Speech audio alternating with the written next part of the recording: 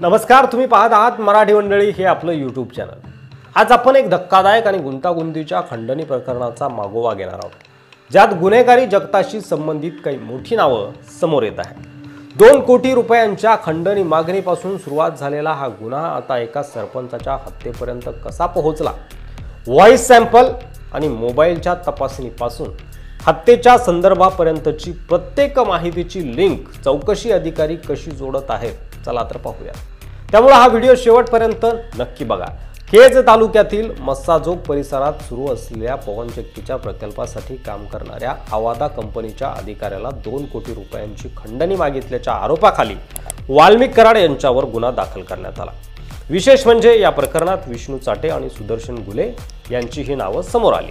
आरोप आहे की विष्णू चाटे यांच्या मोबाईलवरून वाल्मिक कराड यांनी खंडणीची मागणी केली आणि न दिल्यास गंभीर परिणाम भोगावे लागतील, हातपाय तोडू अशी धमकीही दिली होती असं सांगितलं जातंय। चूक इथेच झाली आहे।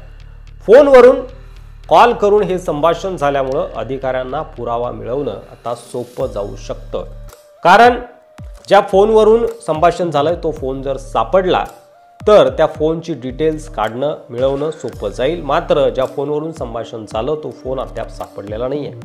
आता सीआयडी या प्रकरणातील गुन्हेगारांचा मागोवा घेण्यासाठी एक महत्त्वाचं पाऊल उचलत आहे।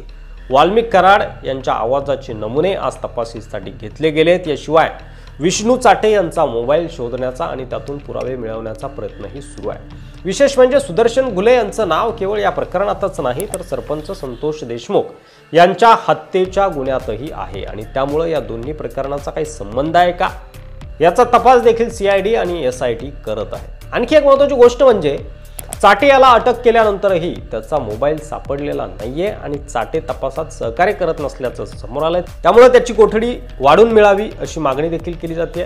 त्याचा मोबाईल मिळवणं आणि त्यातील संभाषणाचा तपास करणं हे या प्रकरणातील पुढील मोठं पाऊल ठरणार आहे। हा तपास जसजसा पुढे सरकतोय तसतसे नवे धक्कादायक गोष्टी यातून समोर येण्याची शक्यता आहे। व्हॉइस सॅम्पल तपासणी, मोबाईलवरून मिळणारे पुरावे आणि या प्रकरणासह हत्याकांडाशी असलेला संबंध यातून नेमकं काय समोर येईल हे पाहणं अत्यंत महत्त्वाचं ठरेल। तुमचं मत काय आहे? या गुन्ह्यात कुणाचं नाव बाहेर येईल आणि या प्रकरणाचा पुढील तपास कसा होईल? कमेंटमध्ये तुमचं मत नक्की सांगा आणि अशाच महत्त्वाच्या विषयावर अपडेट्स मिळवण्यासाठी आपल्या मराठी मंडळी चॅनलला सबस्क्राईब नक्की करा। धन्यवाद।